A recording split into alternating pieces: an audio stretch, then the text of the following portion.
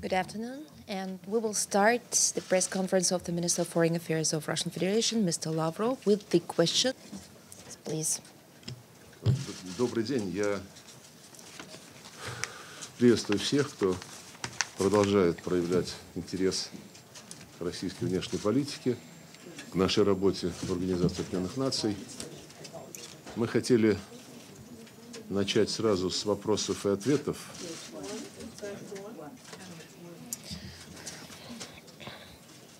Опять сюрприз, что я по-русски говорю, да?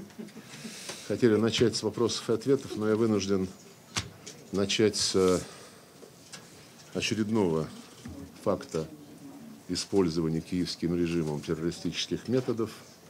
Утром 24 января по московскому времени был совершен террористический акт, в результате которого в районе Белгородской области был сбит российский транспортный самолет Ил-76, который выполнял рейс по перевозке из Подмосковья в Белгород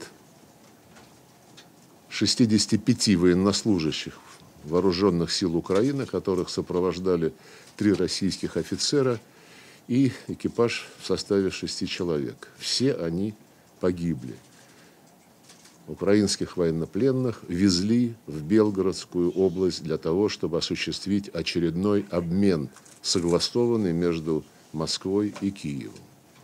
Вместо того, чтобы этот обмен состоялся, украинская сторона из района Харьковской области нанесла зенитными ракетами удар по этому самолету, который стал фатальным. Мы запросили уже где-то около часа-полутора назад срочное заседание Совета Безопасности ООН в 15:00 по нью-йоркскому времени. И очень рассчитываем, что французское председательство добросовестно выполнит свои обязанности и назначит такое заседание как можно скорее. Не хотелось бы, чтобы повторилась история апреля 2022 года, когда после инсценировки в Буче, где были показаны тела людей, чьи фамилии мы до сих пор не можем получить, так вот, после той инсценировки британское председательство, которое в апреле руководило Советом Безопасности, 3 суток отказывалось созывать такое заседание.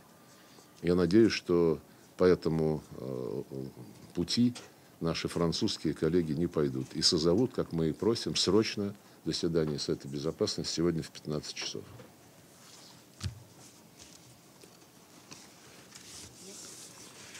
Thank you so much. Thank you, Mr. Foreign Minister, for this press conference on behalf of the UN Correspondent Association. Valeria Robeco from SCANNEWS. My question is on the Middle East. Most of the world agrees that the two-state solution is the only way forward for the peace between Israeli and Palestinians. In your conversation here in New York, did you have the idea that there is a chance for a concerted effort between all parties, Israel included, on the two-state solution, and in what time frame could such discussions be started? And which options are on the table if Premier Netanyahu continues to oppose to this possibility? Thank you so much. Вчера подробно говорили об этом на заседании Совета Безопасности, где выступила, по-моему, продолжает выступать больше 70 делегаций. Нет другого пути, кроме выполнения решений Совета Безопасности, Генеральной Ассамблеи о создании палестинского государства на тех принципах, которые были всеми в свое время одобрены. Имею в виду и границы 1967 года, столица в Восточном Иерусалиме и обеспечение жизнеспособности палестинского государства, которое в мире и безопасности будет жить бок о бок с Израилем и со всеми другими странами региона. Если в очередной раз, после того, как такая задача была впервые поставлена еще в конце 40-х годов, и все эти долгие десятилетия эту задачу, обязанность создать палестинское государство забалтывали и пытались всячески растворить в неких половинчатых инициативах, если сейчас повторится такая же история, то мы гроздья очередного конфликта, очередной вспышки насилия посеем в очередной раз. И большинство членов ООН это понимают. And I think that the majority of the UN members understand that. I've met with many Arab countries. I've just had a big meeting with all the permanent ambassadors, representatives of the Organization for Islamic Cooperation.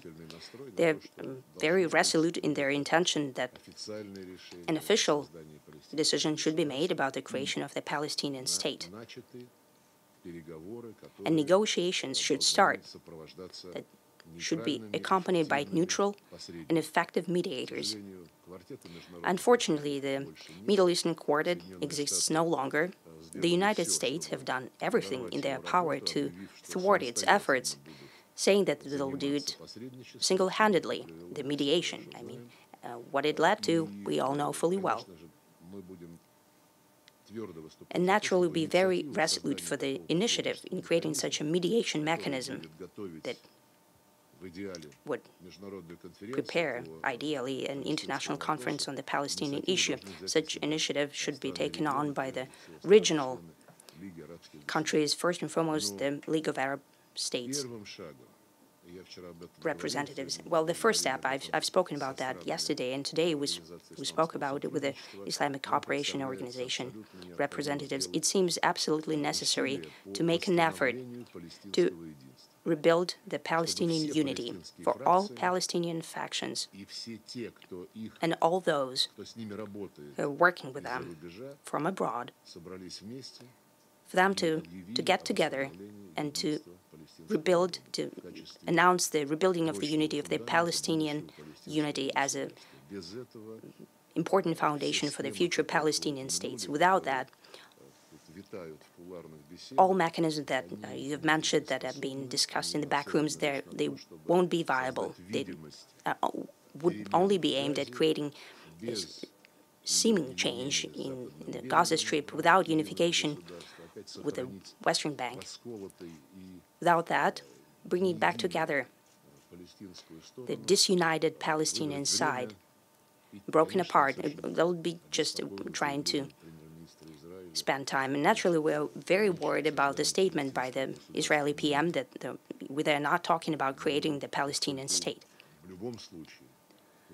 Since that, in any case, the settlement is possible only through the process of negotiations, we expect that those who have an influence on the Israeli side, more influence than we have, for example, they will deliver on their function and ensure participation of Israel in good faith in the negotiation process, and we'll try to achieve that. TASS, please. Good afternoon, Minister. I have two questions for you. Going back to the terrible situation with Il-76, what do you think? Did Kiev do that deliberately? What were the goals of Ukraine when they conducted such terrorist attacks and actions? Second question is about the situation in the Middle East. Many journalists trying to find answers, how could this happen? Was it possible that the U.S. did not know about the prepared attack by Hamas, since it was prepared for a year and with heavy weapons? What kind of thoughts do you have about that, and what do you think? In general, what's the projection of the Middle Eastern situation on the U.S. politics in the upcoming election? As for the question about the downed military transportation aircraft Il-76 and about the reasons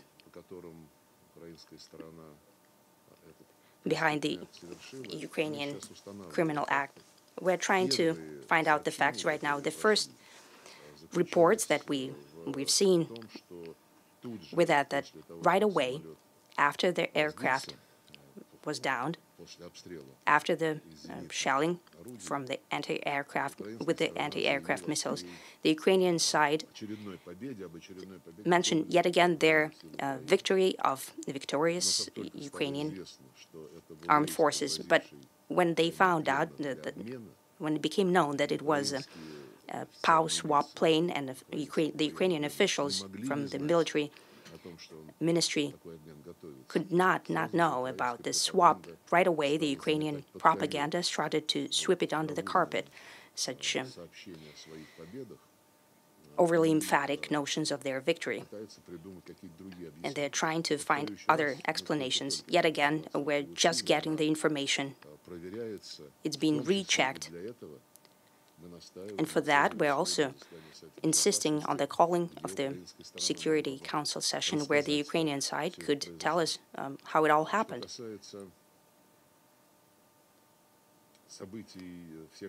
As for the situation in the Gaza Strip, and those crisis trends that we've seen, indeed, we spoke a lot about, with all of my counterparts and in Moscow as well, when the greater delegation of the League of Arab States and Organization for Islamic Cooperation traveled there.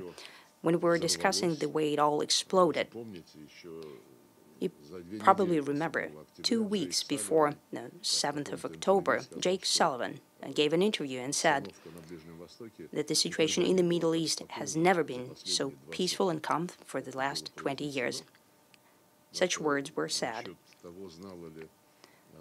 In regard to whether the U.S. side knew about it, whether they had any signals about it, there were a lot of conspiracy theories, and you possibly remember the terrorist attack that we have condemned within Israel. There was a lot of talk saying that the Israeli special services and intelligence services did know about it. They couldn't help but know it. And there were conversations that the United States, that were following through satellites every corner of the world, and especially they were closely following the Middle Eastern region. They couldn't help but notice the movement of a tremendous amount of people, equipment, drones. They were being prepared to conduct the terrorist attack. I hear the same thing that you're hearing. Such discussions become public, but we've seen no proof, and I wouldn't want to speculate about whether that is true or not.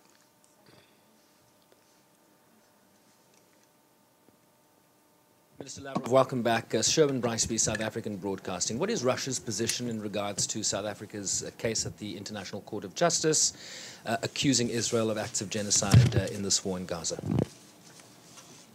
Well, мы рассчитываем, что we expect that the International Court of Justice will execute its functions. As you know,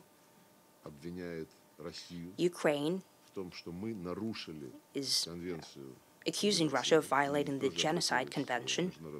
It has also applied to the International Court of Justice about 40 Western countries in the violation of all precedent are on the side of the Ukraine. This process will be extremely politicized. There is no doubt about it.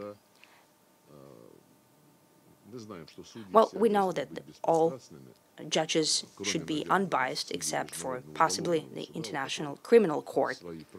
They have their own rules. The International Court of Justice always enjoyed a very high standing, and we hope that it will follow the letter of the international law, including the international humanitarian law. And as you know, we do not interfere in the legal system this way. I remembered in this regard that quite recently, Secretary Blinken was in the Middle East. He was asked the same question.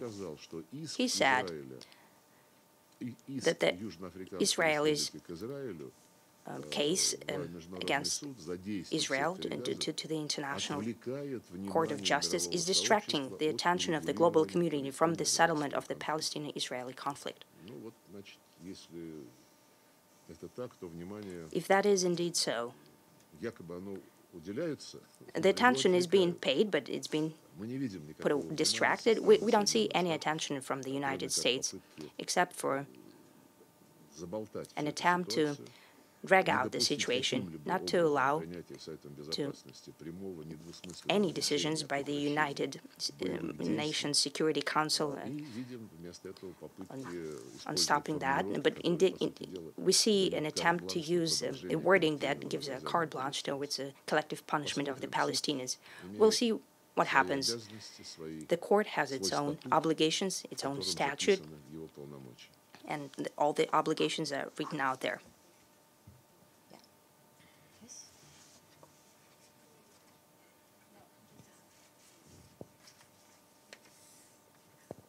Me?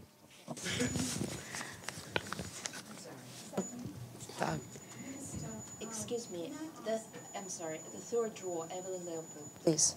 Okay, thank you, Masha. You have moved tactical nuclear weapons into Belarus. Do you intend to use them in Ukraine?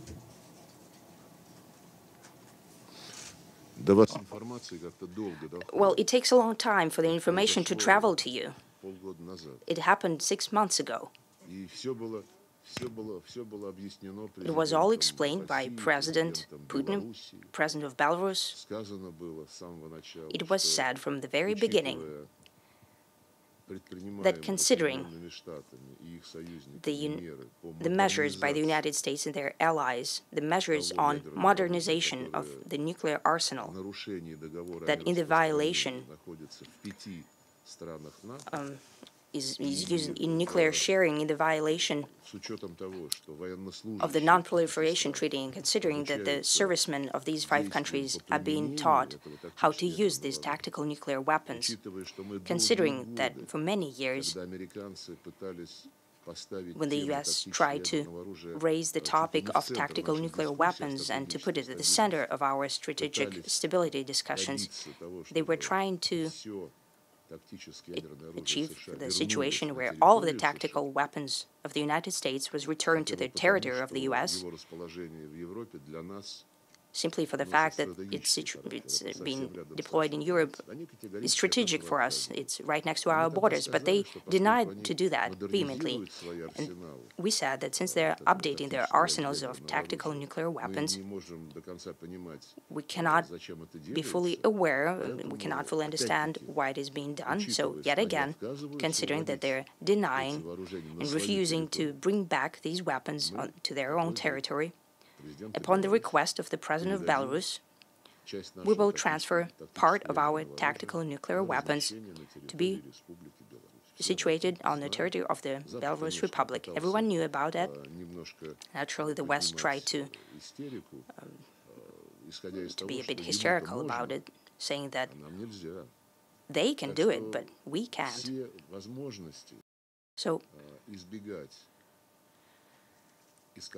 all the possibilities to avoid the escalation were not used by the U.S. All of the treaties were torpedoed, and they refused to bring back their tactical nuclear weapons and to put it in compliance with an NPT treaty. Well, it's still not been violated. There's no evidence that the United States has deployed tactical nuclear weapons in Ukraine or Belarus. What was that? Can you repeat? Why there's no evidence that the United States is deploying tactical nuclear weapons in Ukraine or Belarus? It's only Russia to this point, because they want to defend its territory. I did not say that the United States are situating their weapons in Ukraine. Well, for many years, they're holding their nuclear weapons on the territory of 5 NATO member countries. And the citizens of these countries are being taught how to use these nuclear weapons. That's what I said. That's what I've said. If this logic seems wrong to you, well, I've already mentioned the mentality of our American and Anglo-Saxon and other Western colleagues. They believe that they can do anything. Why does Russia is agreeing with Belarus about something? Well, they're not democratic countries. This is a sad mentality. It will soon stand in the way of the development of humanity. You cannot always survive on the neo-colonial approach and using neo-colonial practices. I can do everything, and you're banned from doing it. Minister Lavrov, good day to you. This is Pratiksha Gildial of the BBC. Minister, good day to you. This is Pratiksha Gildial from the BBC. My question to you is, what evidence is Russia planning to present that there were indeed prisoners of war on that plane that was downed? And do you worry that no one will believe you? Что? What is that? Do you worry that the international community may not believe you unless you present evidence of it? Совершенно не переживаю. I have no concern about the international community not believing us. As I've already mentioned, the international community, through Western representatives and media outlets, has already proven the fact that its position is highly been discredited completely. So, for example, I'm not trying to cast doubt on anything. There was mention made today about Bucha. And in early April in 2022, there were images by your colleagues from the BBC showed of a central street in the city of Bucha, where 3 days ago Russian military personnel withdrew from, and the mayor of the city restored his authority. The city made this announcement, and 3 days later, suddenly, the BBC shows images on the central street, the corpses of people, and soon it will be 2 years since we have requested, and there were allegations, accusations against us, imposition of further sanctions. Soon will be the second anniversary of us asking at least for the family, for the last names of the people to be provided, those last names of those people whose corpses were depicted in BBC reports. I did not interrupt you. I did not interrupt you. The BBC, as the author of this sensationalism, could perhaps look into the bottom, get to the bottom of this, the truth of what happened. So as for whether the international community believes us, as you assuming the West, of course, the Anglo-Saxons is what you're implying. We're not too concerned about that. The truth is jarring here, so they are constantly avoiding a frank response discussion and frank responses to direct questions. And it's also, since we're talking about the BBC and the point of its location, this also applies to the poisoning in Salisbury. We still have not received a single response to 46, I believe, or 45 official requests through the General Prosecutor's Office, to which the British royal authorities have an obligation to respond to in line with both international conventions and bilateral conventions as well. So for that case, could you kindly ask the Ukrainians, your Ukrainian colleagues, you would ask them, they probably already learned something from their representatives from afar. I cannot make any promises about the Ukrainians recognizing what happened, but they are aware that there were military personnel, and that's for certain. Whether or not you believe this, well, with all due respect to the BBC, I am not too concerned about that. Excuse me, BBC colleague. Keep calm and enjoy the answer, please. Hi, Minister. This is Xu Dezhi, China Central Television. You mentioned a lot about your U.S. colleagues' words and actions on Middle East.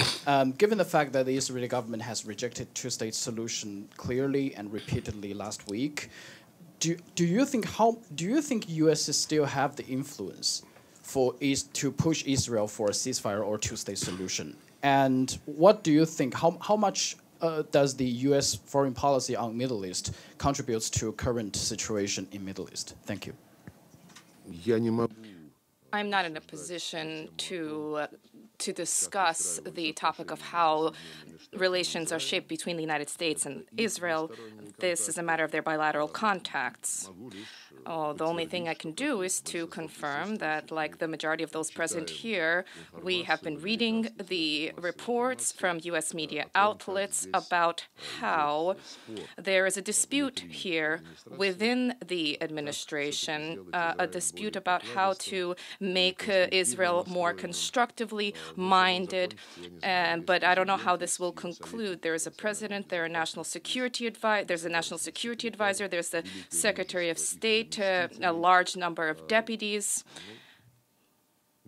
I don't know how to respond and to what degree all this speculation is accurate. I won't dwell on that. But as for the present crisis, the repercussions of a U.S. policy in the region, I believe, are viewed and understood uniformly by everybody.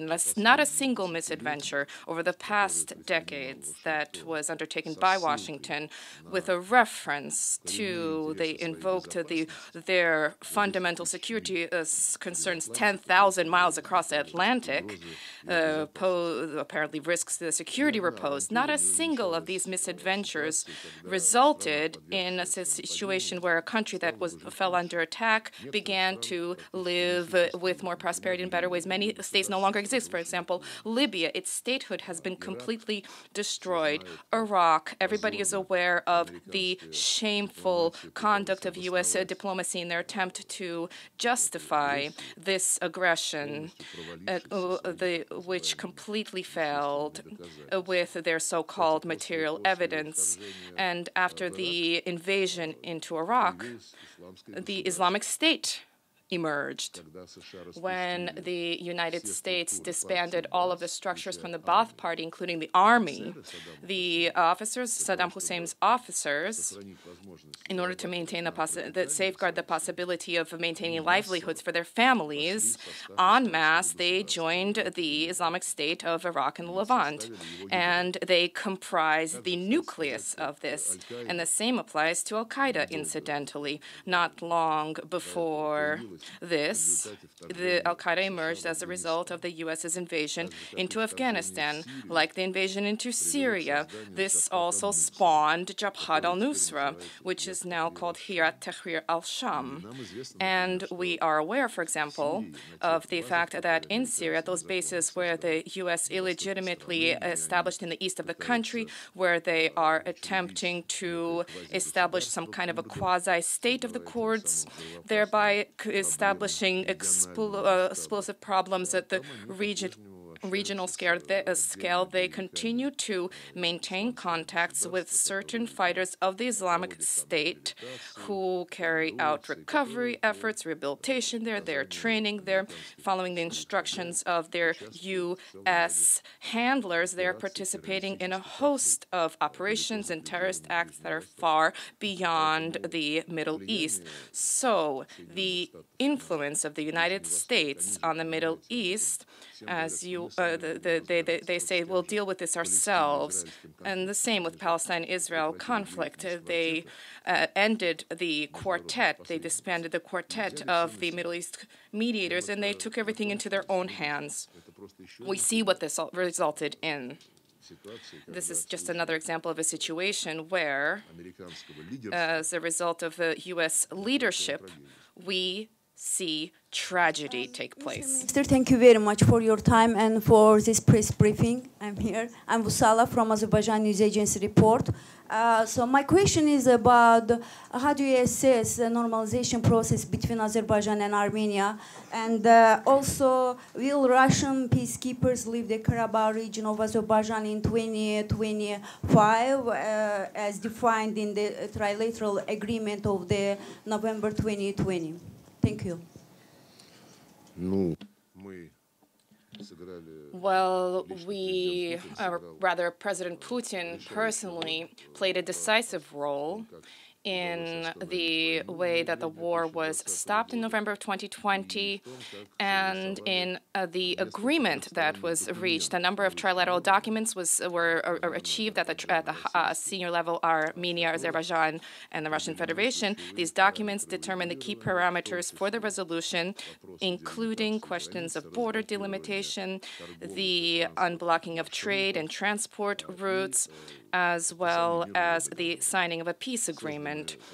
The relevant structures were established at the vice premier minister of the three countries who are dealing with the economic side of the question.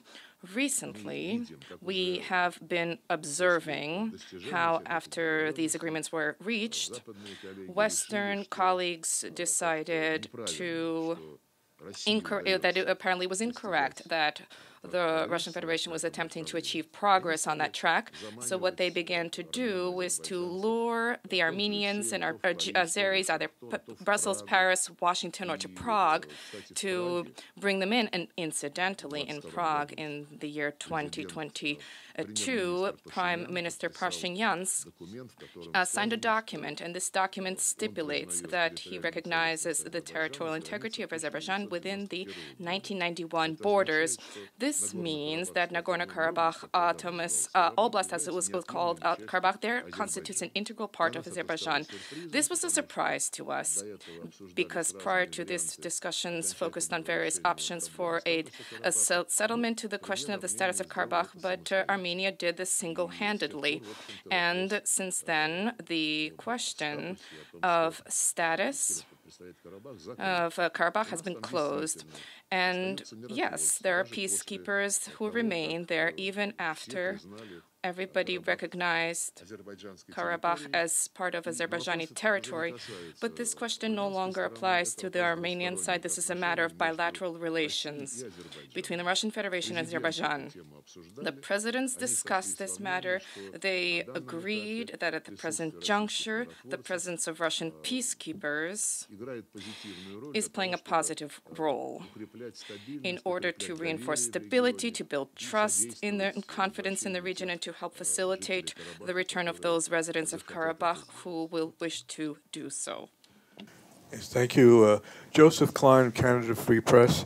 Israel has recently proposed a 2-month ceasefire in exchange for the release of all hostages, but Hamas has flatly rejected this proposal.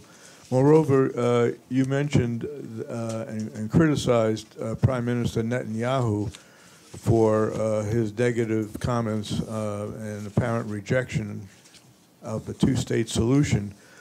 But just yesterday or the day before, a Hamas leader also flatly rejected a two-state solution with what they called a quote, Zionist entity, and in their charter, they called for the destruction of the Jewish state.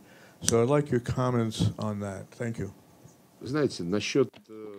Well, when it comes to those proposals that have been advanced, let's stop for 2 weeks or stop for 2 months, you will return hostages to us, and the other side says, well, we'll return them, but not all of the hostages. This is a trade that is ongoing, and it distracts attention from the essence of the problem. The substance needs to be an immediate ceasefire. One can discuss at great length that Hamas does not recognize Israeli statehood, Jewish statehood, and thereby justifies the ongoing slaughter in Gaza.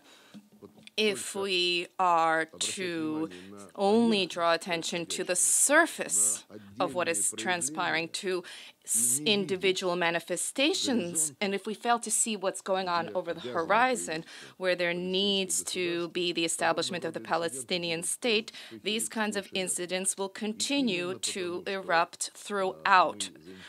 And specifically because we are keen to achieve a long-term solution, we are focusing not just on the promise of beginning discussions to establish a state of Palestine, but we are insisting on these steps at the practical level being taken, and for there to be a clear timeline as to when they will result in the stipulations set out in Security Council and General Assembly resolutions. And the first step in that direction, I mentioned this yesterday, I mentioned this today as well during the meeting with the Muslim countries, the first step needs to be the restoration of Palestinian unity. They themselves need to determine which principles will establish the basis for the restoration of the unity of their people, because absent unity of the Palestinian people, there will be no bedrock foundation for the Palestinian state, and what will be maintained are only pretexts to keep Gaza separately in some kind of special status where somebody will ensure security, where there will be buffer zones, and to keep the West Bank also separately, continuing to keep this as like a colander with illegitimate settlements, and thereby casting doubt on the notion itself of an independent Palestinian state. These are the details that need to be paid attention to. And as for Hamas's statements, there are a large number of them. Have you read the statements from the commanders, the Tzahal commanders, IDF commanders, that the Palestinians are animals, that they cannot be viewed as being among civilized people? These are commanders. I believe the chief of staff of the army and a number of ministers made such comments, that every resident of Gaza, when they reach the age of 3, immediately automatically becomes an extremist, because hatred towards Israel is cultivated there, regardless of what this process is called. But when for more than 70 years you are not granted the state that is promised to you, what do you think is being taught in schools, in kindergartens? What is being told to children in kindergarten for the third consecutive generation? Injustice there, and I spoke with my Israeli colleagues, and I stated that the fact that the problem of the establishment of a Palestinian state, the fact that this has not been resolved, this is the single most significant factor that results in the recruitment of extremists into the ranks of various organizations. They were insulted at that time at this statement, but I continue to believe that this is true. If we let this opportunity slide by, if we let this slip where everybody is observing what is taking place and they're concerned about this, and if we fail to advance a solution that upholds the interests of the Palestinians, they're having a viable state, and at the same time to uphold Israeli security interests, this is a key component of the challenge, then we will miss a very rare historic opportunity. Sergey Viktorovich, I have two questions. The first is building upon the response to the Palestinian settlement. Does the international community remember how these organizations emerged, like Hamas? How do they emerge? And the second has to do with the state of Russian-U.S. relations. What is your assessment of their level? What stage are they at present? And are there prospects of them being completely frozen? And what will this ultimately be determined by? The level is low. The point here is we're at a low point. There are virtually no contacts, with the exception of discussions of the conditions for the operation of our diplomatic missions in the United States and the work of their diplomats in the Russian Federation. And here, too, there are a great number of attempts to secure one-sided advantages, attempts to accuse us of certain steps, even though they're perfectly aware of the fact that the whole current history with the diplomatic presence began with the decision taken by Obama in December of 2016, the decision 3 weeks before Trump's inauguration. The Democratic administration left this little present here, and they expelled 120 of our people from Washington with their families, and in an American noble way. the date that they had to fly out to Russia, and they did this such that there was no direct flight from Washington to Moscow. Very humane here. These people are with children, including small children, on buses. More than 6 hours, they traveled by bus to New York with their families in order to sit on a plane that flies to Moscow. This is not becoming of adults, and for a long time we didn't respond because when Donald Trump was inaugurated, took up the oath, they were outraged at this approach taken by the Democrats, and we said that if you're able to redress this situation, let's wait and see, and they were unable to do this, and so then in the summer we apologized. Nobody canceled the principle of reciprocity. Otherwise, the country would simply not be respected, and we reacted in a reciprocal way, requesting that the same number of U.S. diplomats leave Russia. So the Americans are champions of cancel culture. They canceled what Obama did, and all of the current discussions, beginning with 2017, our people were expelled, and we did this as a reciprocal step. So it's not really honest the way that they operate. And the first question had to do with Hamas and the history with the emergence of these organizations.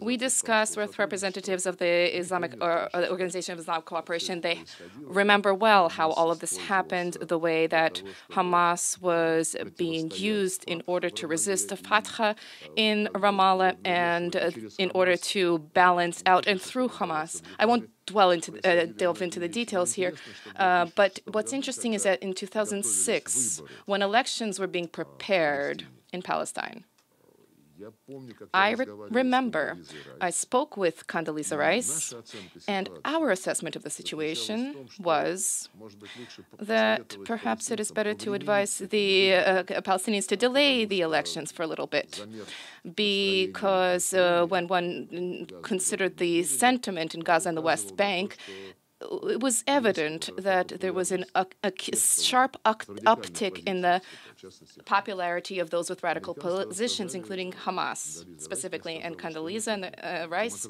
said to me, no, this is how democracy works. And just recently, Hillary Clinton remembered that period and said we should not have consented to the conduct of elections following which Hamas won. And since we agreed, it was incumbent upon us to do everything possible for those who we needed to win. And that's also on the question of the democratic structure of the world and those countries to which Americans pay attention. Is it possible that there'll be a reset in relations, a thawing of relations? Well, no. There are some very tedious discussions underway, back and forth, myriad proposals about how the diplomatic missions should work, how many security, what the security detail of the U.S. ambassador, what it should be. We seem to need fewer security officials for our ambassador. So it's difficult to believe that these are the topics we're discussing. And one more topic that comes up from time to time is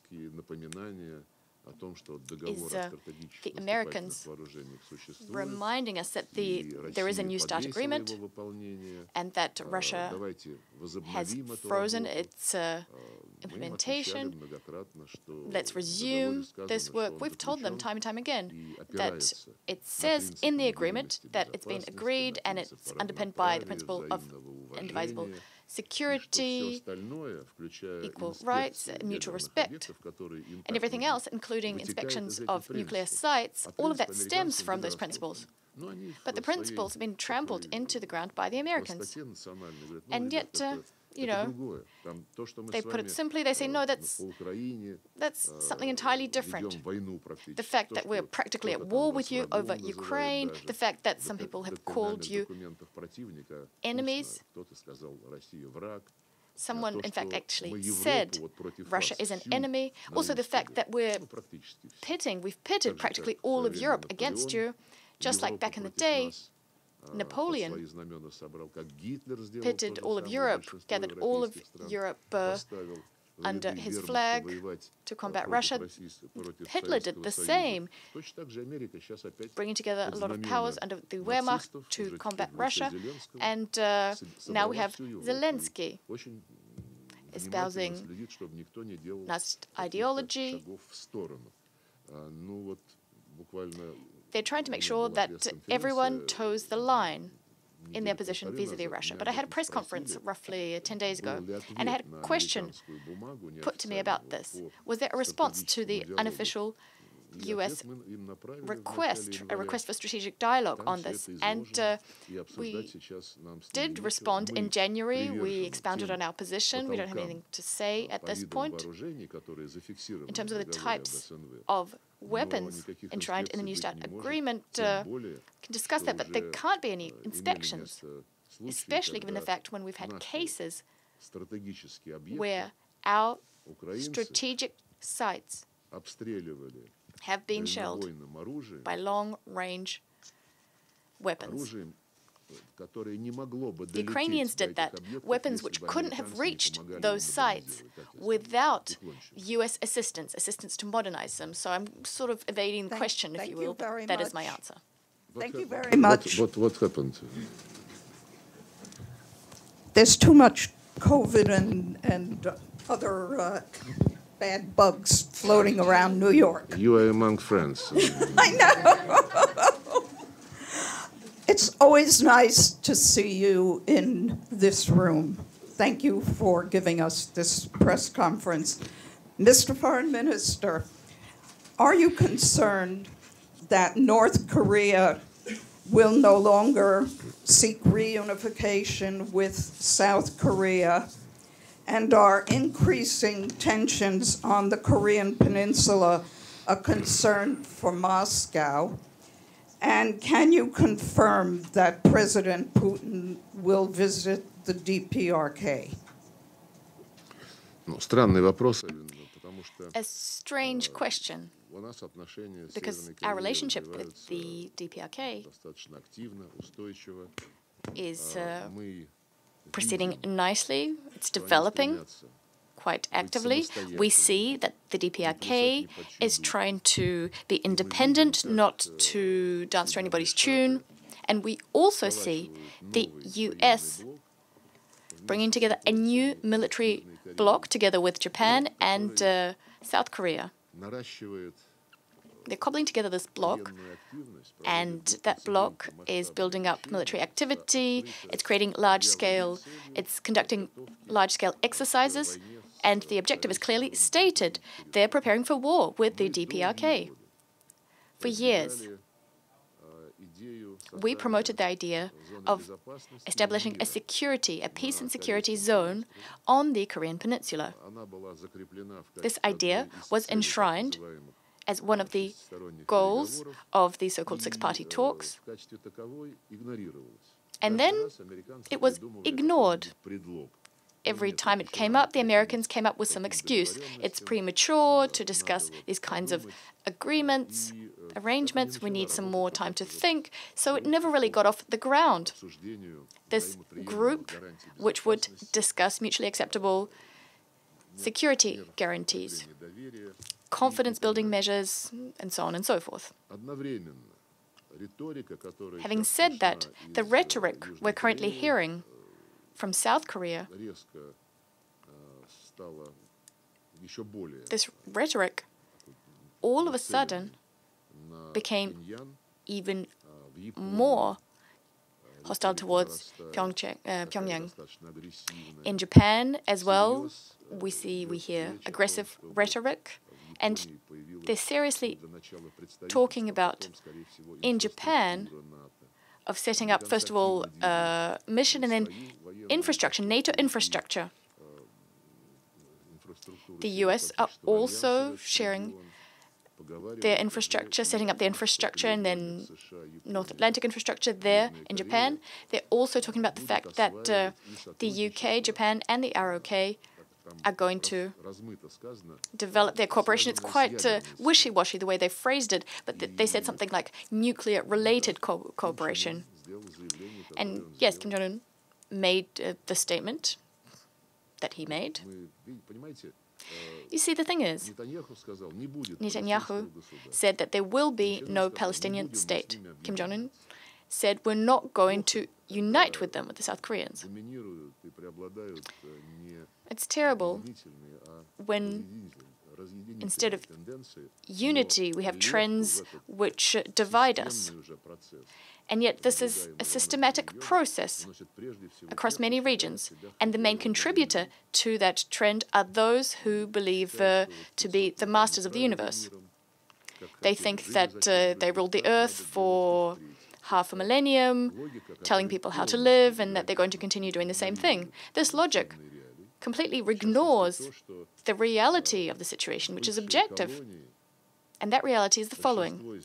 Former colonies, the overwhelming majority of these ex-colonies, have gained independence. They're now very much aware of their national interests. They want to buttress their national, their cultural identity, their religious identity as well. These ex-colonial states are developing, leaving the West behind. At least that can be applied to the BRICS countries.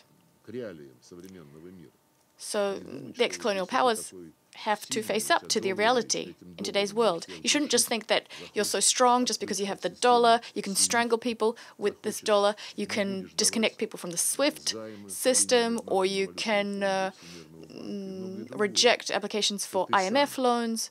The list goes on. And this despite the fact that you imposed the system on the entire world. Back in the day, the world agreed, but then you became, well, you changed your position, became grossly abusive, abusing this mechanism. So, if I'm very frank, if I put it simply, when we were kids, we'd go out to play outside after school. Perhaps you have similar memories of your own childhood. And there were always younger kids and the older kids.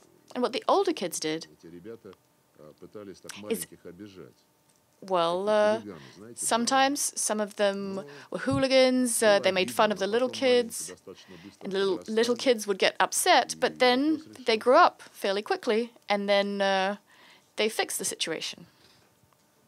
Caleb Maupin with RT. At this point, we've got a major Western outlet, Bloomberg, that's running a headline saying that Europe should arm itself against the barbarians at its gate. And by barbarians, they are, of course, referring to Russia. We also have a number of Western leaders saying that they expect Russia to attack NATO within the next 5 years. We have a number of Western leaders making that claim. Do you think that this is essentially the leaders of the Western countries trying to psych up their populations for some kind of all-out war against Russia, as that seems to be a recurring theme? We hear this rhetoric over and over. Я надеюсь, что это не так, что We hope that that will not be the case.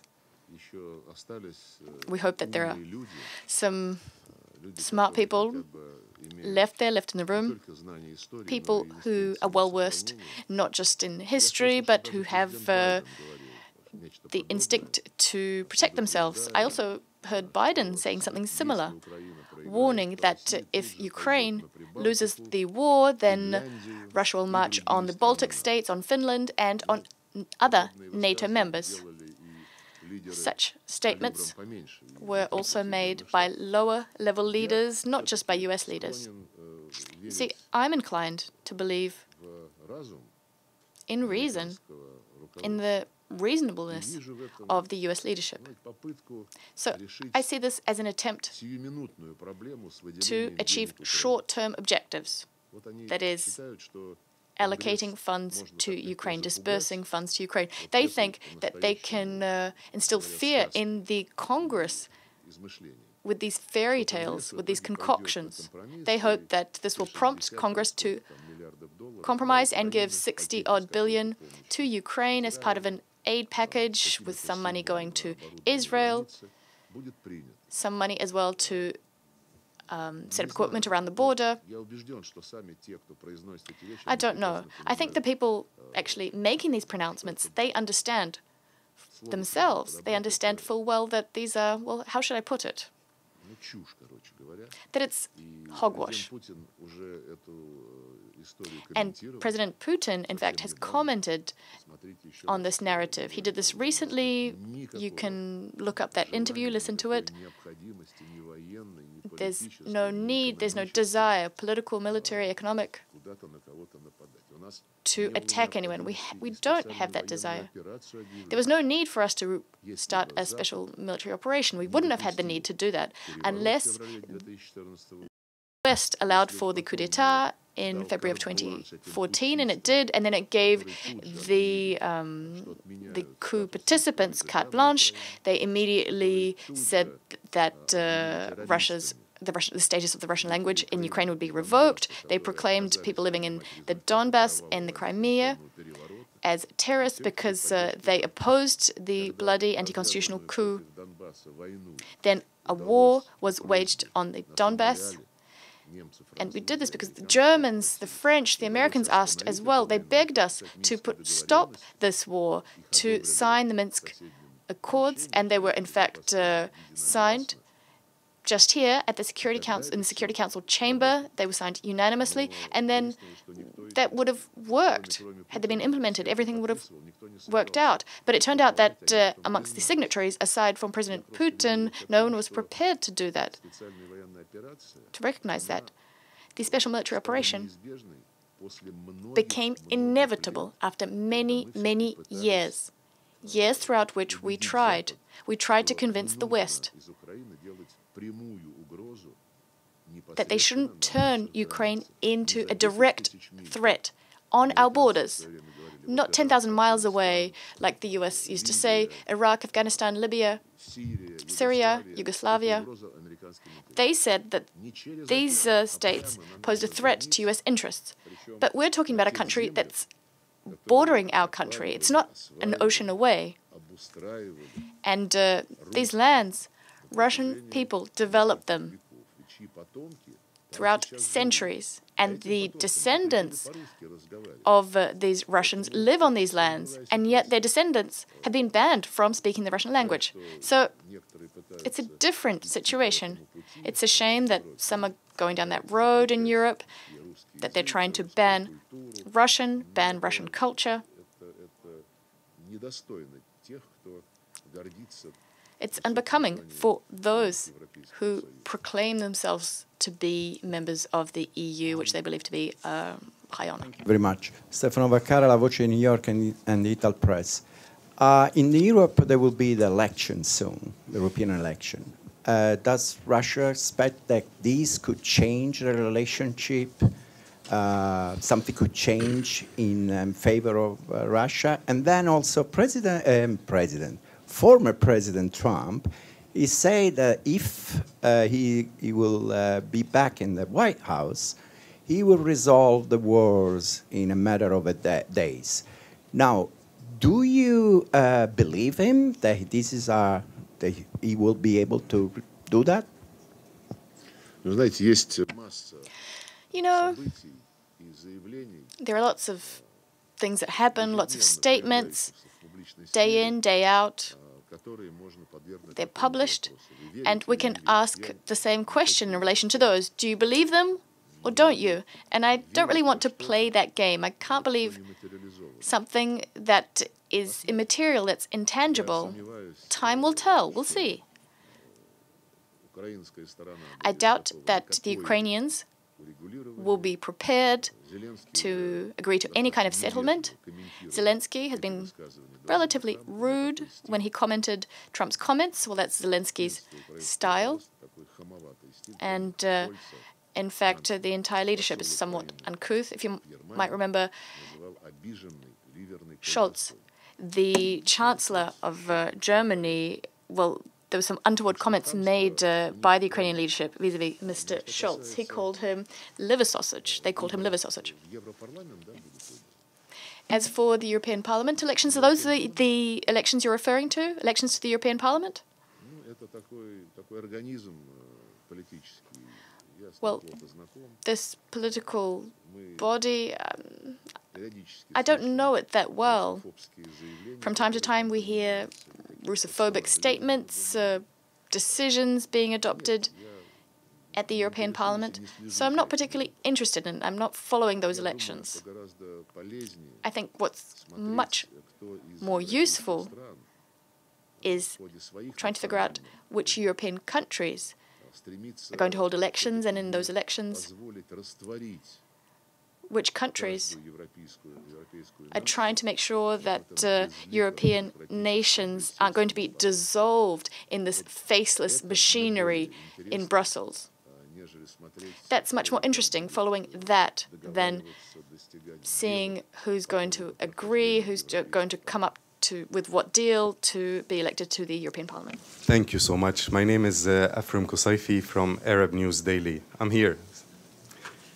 Just a quick follow-up on your response regarding the US-Russia relationship. I'm just wondering, in a world when the diplomatic channels between your two countries are cut off like that, how much damage and suffering do you think the rest of the world suffers from it when there are no relationship between your two countries? And what, in your opinion, would it take for Russia and the US relationship to get back on some sort of a normal track? Thank you. Well, as for my concerns about the rest of the world suffering from the current situation in the US-Russian relations, I don't know how to answer that. I'd like to ask you to tell me what kind of satisfaction did the world receive from our normal relations, relatively normal relations with the US? What was the pleasure in those relations? Well, in an abstract sense, isn't it great that they're talking to each other? Well, that's the notion. If you don't specify what right now is happening and how the rest of the world is suffering from it, well, it seems that it can be said that many raise an alarm with the fact that there is greater escalation, military rhetoric. Possibly no one wants to have a big war. We have been through big wars in our history multiple times. However, the actions are done by the US, the doctrinal documents of the United States, as well as NATO documents, have it enshrined that we are the main direct threat, and China is the main challenge on the in the next stage. They're using these carefully worded formulas. Moreover, they're trying to engage neutral countries. Now Finland is in NATO. We don't know what it would gain from that. As for Sweden, the process is moving on. Yesterday, I met with the foreign minister of Switzerland. He was trying to convince me that they can do as before. They can be mediators in any process. And I tried to explain that a mediator must be unbiased and neutral. And Switzerland was famous for its military neutrality and in a wider sense of neutrality. That allowed it to be a successful capital of the UN in Geneva, and to host different negotiation processes, and with that to make its contribution to the peaceful development of the world and different regions. He said that we're still prepared to do that and we're at your service as always. But I tried to point out that right now they have a national security strategy. It has been already endorsed, and it will date for 2024 till 2027. And this national strategy of Switzerland stipulates that Switzerland is prepared and has an interest in building European security, not with Russia, but against Russia. There are such examples as well, something on a smaller scale than Russia-US relations, but such examples I have just given to you, they reflect how systemic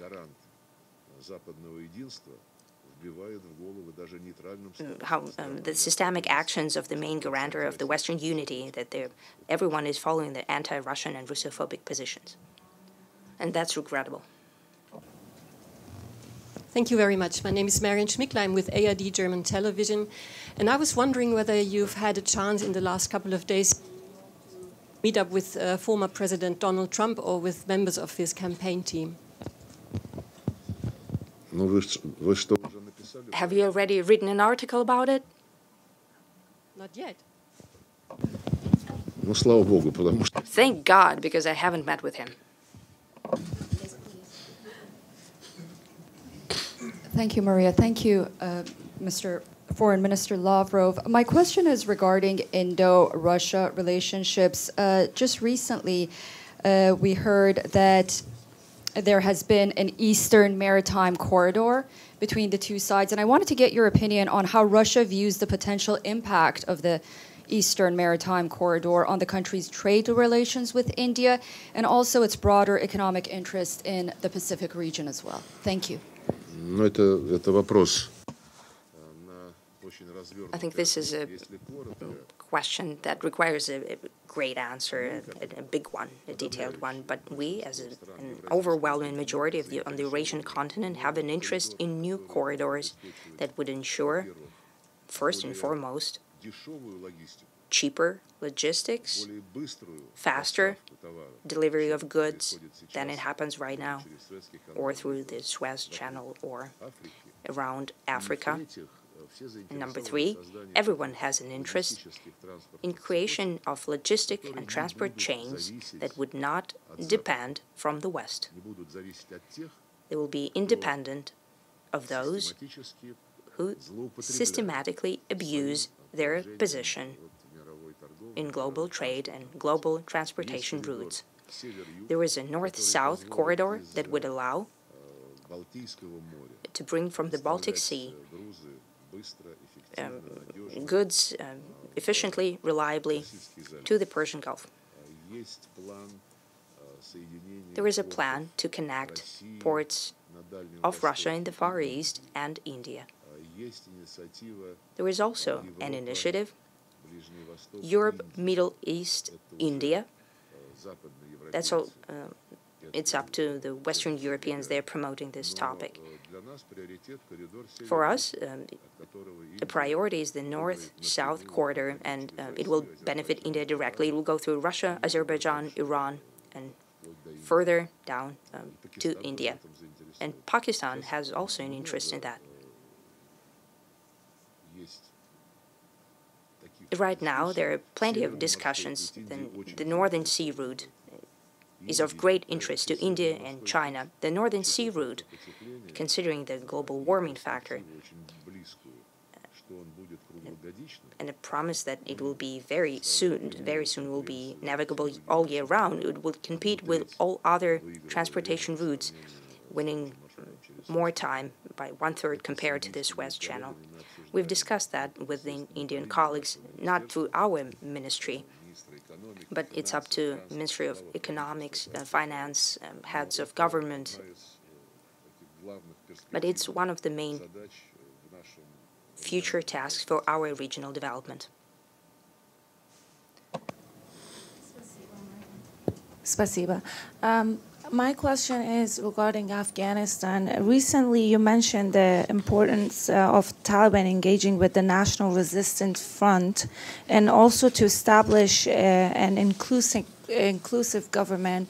I was wondering if you can elaborate on that statement that you made and also clarify the part about the engaging with the National Resistance Front. And also you met with a foreign minister of Iran, Amir Abdullahian, yesterday.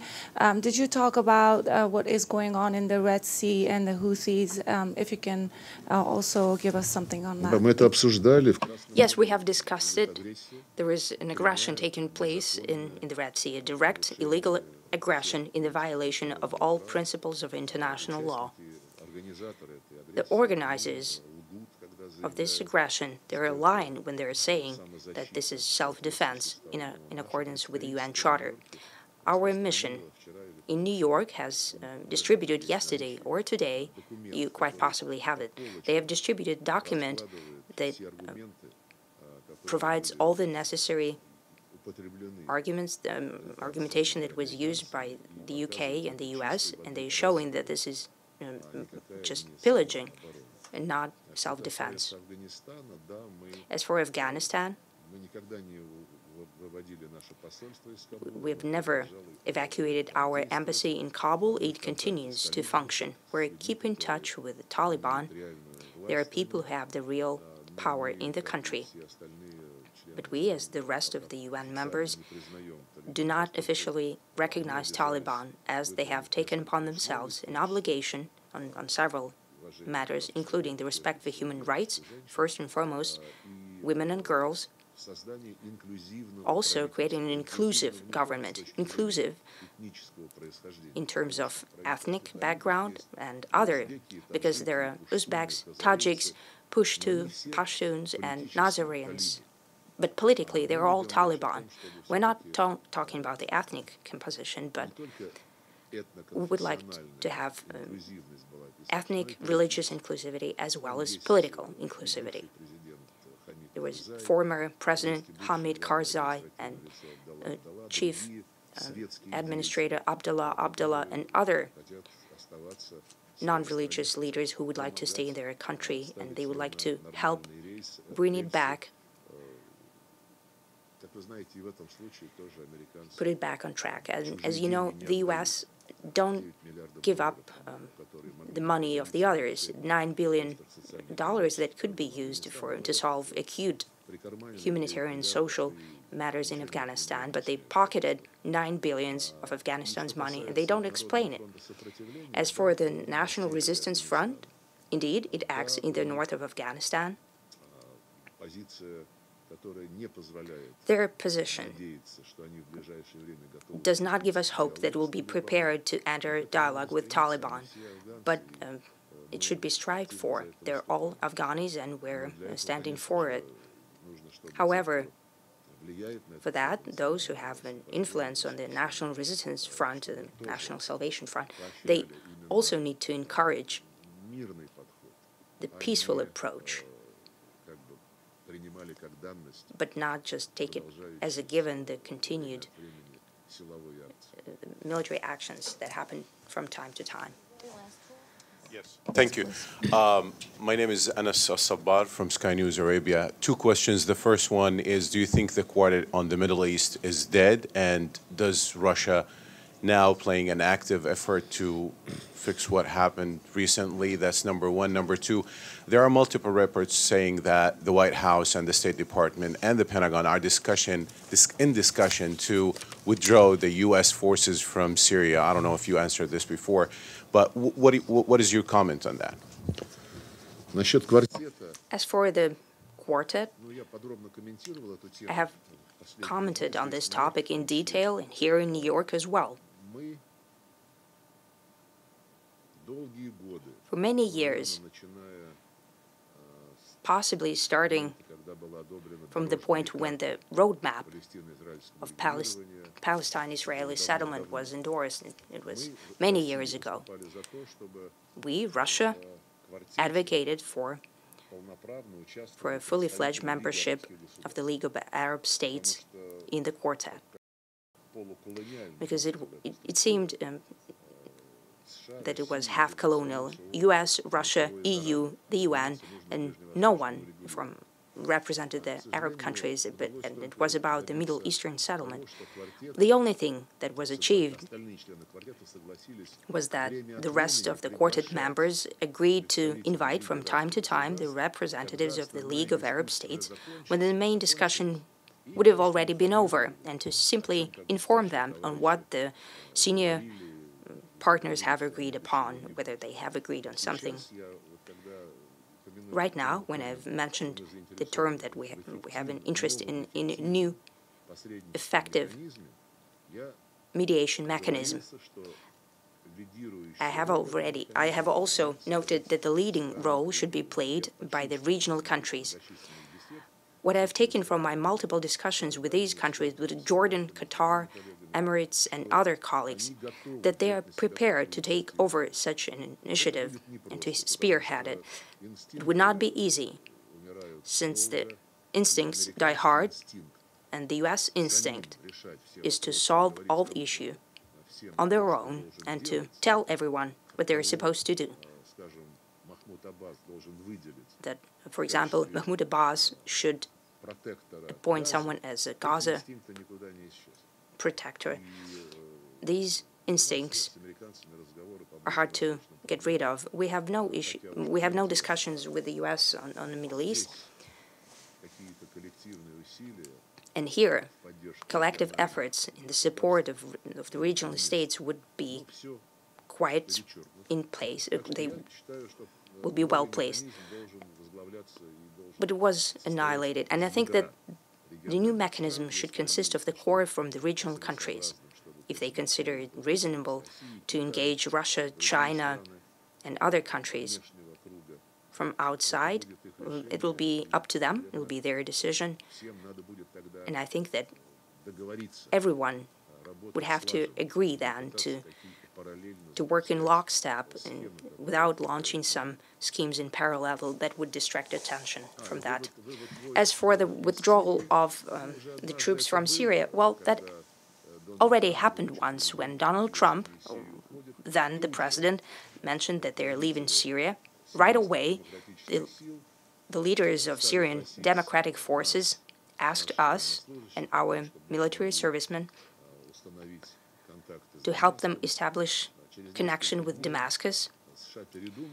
In several days, the US reconsidered, and the representatives of the Syrian democratic forces and Kurds stopped asking for our facilitation of contacts with Damascus.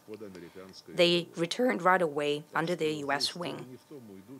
It's not a matter of them withdrawing or not. They're illegally there, and those political forces among the Syrian Kurds who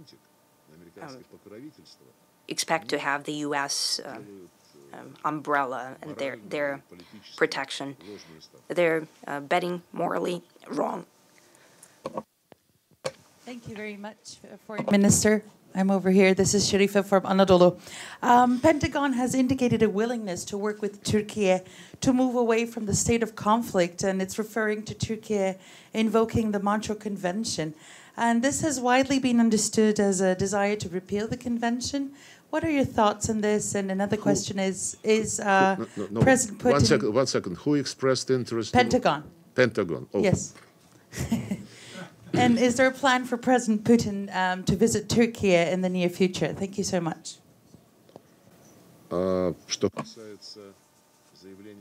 As for the Pentagon statement, as far as I understood it from your words, I haven't read it, but they said that they will try to get Turkey to change the Strait regime right now, when right now the military ships are not to enter the Black Sea.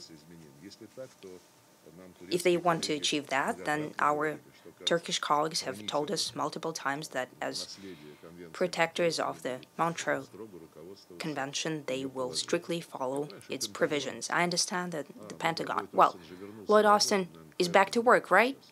That's why they're so active now. Well, I don't think that they will succeed. As for the visit to Turkey, I was asked about the visit to the DPRK. I can say that President Putin has an invitation from these two countries, from their leaders, and from many other foreign partners. The schedule is shaped by the Kremlin and his administration. Thank you very much.